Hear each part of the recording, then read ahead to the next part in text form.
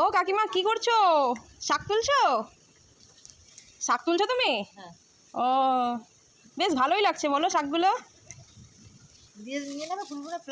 আজকে ফুল দাওনি?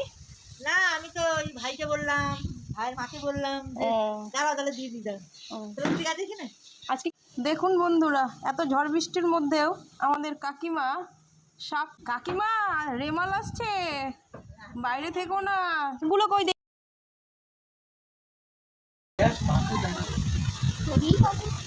এই কাকিমা আমাকে প্রত্যেক দিন ফুল তুলে দেয়।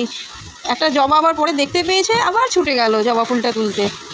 এদিকে কাকিমা ফুল তোলায় ব্যস্ত হয়ে পড়েছে।